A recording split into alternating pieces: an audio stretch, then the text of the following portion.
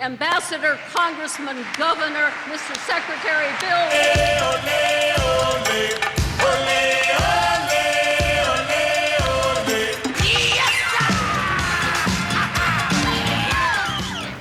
Global warming is a hot-button issue, as it affects everything under the sun. I'm here today in downtown Manchester, New Hampshire, where the Clean Air Cool Planet Coalition is hosting a summit on global warming, which has attracted a hodgepodge of presidential candidates.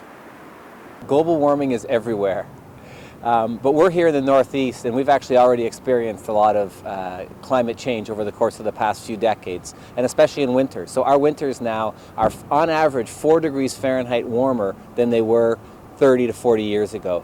So we're actually seeing that a Boston wintertime climate is now the equivalent of a Philadelphia wintertime climate. Over 500 people attended the conference at the Radisson Hotel.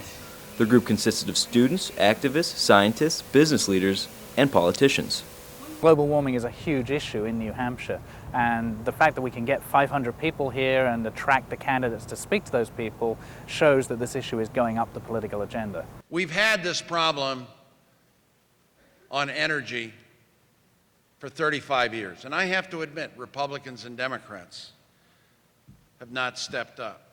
But suppose we are wrong, and there's no such thing as climate change or global warming. Suppose we are wrong, and yet we do the things necessary to reduce greenhouse gas emissions, clean technologies, all of the steps that we all know need to be taken. And we are wrong, and there's no such thing as climate change. We just give our kids a cleaner planet and a cleaner world.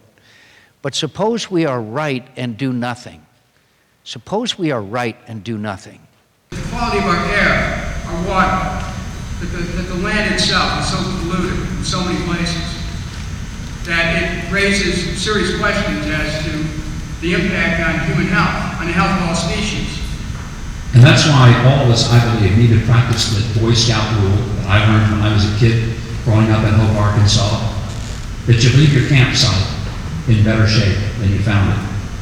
And you don't have a right to just mess things up. The leading Democratic candidates in the race were not present, but volunteers from Hillary Clinton and Barack Obama's campaign set up tables in the lobby. Although he's not even in the race, Al Gore supporters showed up at the conference in attempts to draft the former VP into a possible presidential run. Governor Bill Richardson even gave him a toast. And today I want to toast a man I know very well, the Vice President of the United States, who won a Nobel Prize, Al Gore.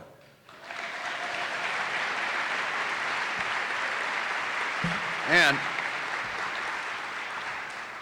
I just hope he doesn't get into this race, though.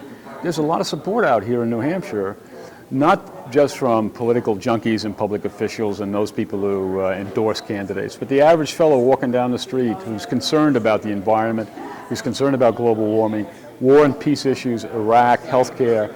It's not just global warming issues, which is Al Gore's signature issue. And what we found from the grassroots, so to speak, was that there's a tremendous enthusiasm for Al Gore, but a question of whether or not he was going to run. Scientists here say that the planet is warming at an alarming rate, and that the effects of climate change can already be seen here in New Hampshire, making this issue one of the hottest in the race for the White House. This is Brendan Gupta reporting.